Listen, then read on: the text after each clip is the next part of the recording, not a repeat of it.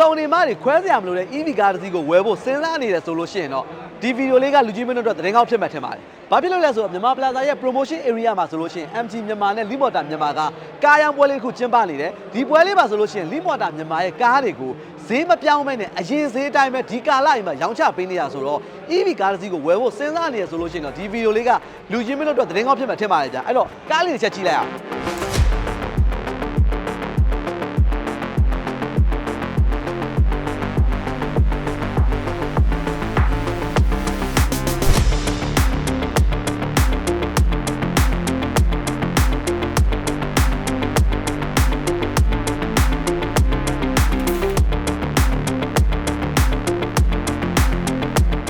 ဒါလေးကတော့ Limota ရဲ့မြန်မာပထမအဦးဆုံးပေါ့နော်မြန်မာလည်းမကောက်ကဘာမှာပါပထမအဦးဆုံးပြောလို့ရတယ် MB SUV ဖြစ်တဲ့ Limota ရဲ့ C60 ပေါ့နော်ဒီကားလေးကမိသားစုသုံးတော်တော်လေးတင့်တော်တဲ့ကားလို့ပြောလို့ရတယ်အတွင်းထဲမှာဆိုလို့ရှိရင်လည်းခုံသုံးတန်းပါတယ်ပြီးလို့ရှိရင်ကျွန်တော်အလဲခါးတီးပြီးလဲပါတယ်ပြီးလို့ရှိရင်အတွင်းပိုင်းမှာဆိုလို့ရှိရင်လည်းတော်တော်လေး luxury ဖြစ်တဲ့ကားလို့ပြောလို့ရတယ်မိသားစုအတွက်ပေါ့နော်တော်တော်လေးတင့်တော်တဲ့ကားလေးတစ်စီးဖြစ်တယ်ပေါ့နော်ဒီကားလေးက driving range အနေနဲ့ဆိုလို့ရှိရင်လည်း CRTC နဲ့ဟိုမှာ980တိရှိတယ် battery capacity ဆိုလို့ရှိရင်လည်း 74.9 kWh တိရှိတဲ့ကားလေးတစ်စီးဖြစ်တယ်ပေါ့နော်ဒါကြောင့် Limota C60 ကိုအသေးစိတ်လေ့လာခြင်းလဲဆိုလို့ရှိရင်ဒီပွဲလေးမှာလာရောက်ပြီးလေ့လာလို့ရတယ်ဗျာနောက်တစ်စီးထပ်ကြည့်အောင်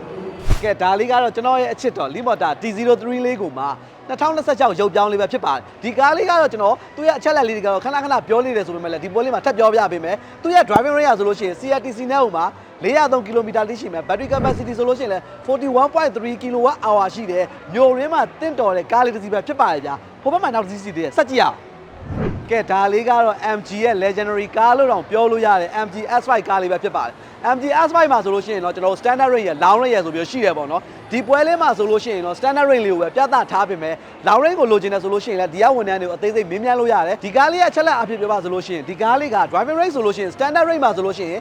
WLTP နဲ့ဟိုမှာ340ထိရမယ် battery capacity က49ဖြစ်ပြီးတော့ long range မှာဆိုလို့ရှိရင်တော့ driving range က480ထိရပြီးတော့ battery capacity က64 kWh ထိရတဲ့ကားလေးတစ်စီးပဲဖြစ်ပါတယ်ဒီကားလေးကလူကြီးသုံးရင်လည်းတင့်တော်တယ်လို့လူငယ်သုံးရင်လည်းအများကြီးအဆင်ပြေတဲ့ကားလေးလို့ပြောလို့ရတယ်လက်ရှိမှာဆိုလို့ရှိရင်လည်း MG S5 တွေကတောက်လျှောက်အပ်နေတာဖြစ်တဲ့အတွက်ဒီကားလေးကိုဝယ်ယူခြင်းနဲ့ဆိုလို့ရှိရင်လည်းဒီပွဲလေးမှာအသေးစိတ်လာရောက်ပြီးတော့မင်းများစုံစမ်းလို့ရမှာပဲဖြစ်ပါတယ်ဗျာဒါကြောင့်ဒီကာလမှာ EV ကားတစ်စီးကိုဝယ်ဖို့စဉ်းစားနေရဆိုလို့ရှိရင်မြန်မာ Plaza ရဲ့ promotion area မှာကျင်းပနေတဲ့ဒီပွဲလေးကိုလာရောက်ဖို့အတွက်ကျွန်တော်ကဖိတ်ခေါ်တယ်ဒီပွဲလေးမှာဆိုလို့ရှိရင်ကျွန်တော်အခုနကပြောခဲ့တဲ့အတိုင်းပဲပေါ့နော် Limota ရဲ့ကားတွေကိုဆိုလို့ရှိရင်လည်းအရင်ဈေးလုံးတိုင်းပဲမပြောင်းလဲပဲနဲ့ရောင်းချပေးနေတာဖြစ်တဲ့အတွက်စိတ်ဝင်စားရဆိုလို့ရှိရင်လာရောက်ပြီးတော့အသေးစိတ်လေးလာမြင်မြန်စုံစမ်းပြီးတော့ဝယ်ယူလို့ရတယ်ဒီပွဲလေးကိုတော့မြန်မာ Plaza ရဲ့ promotion area မှာ match လာ73 74 3ရက်တိုင်ကျင်းပပြုလုပ်နေတာဖြစ်တဲ့အတွက်စိတ်ဝင်စားရဆိုလို့ရှိရင်လာရောက်လေ့လာဖို့တော့ကိုလည်းကျွန်တော်ဒီလန်လေးကနေဖိတ်ခေါ်လိုက်ရပါတယ်ဗျာကျွန်တော်နောက်ထပ်ပိုင်းတွေမှာပြန်တွေ့ကြရပါပေါ့ကျွန်တော် just right ကထချုံပါ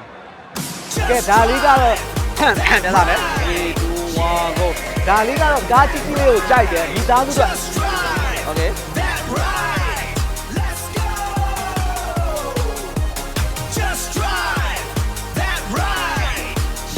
ဒါလေးကတော့ Limota ကအတန်ဝင်နေပြီ Limota လည်းဒါပဲ3 2 1 go ကဲဒါလေးကတော့ Limota T02 go စုံနေပြီဒါပဲ3 2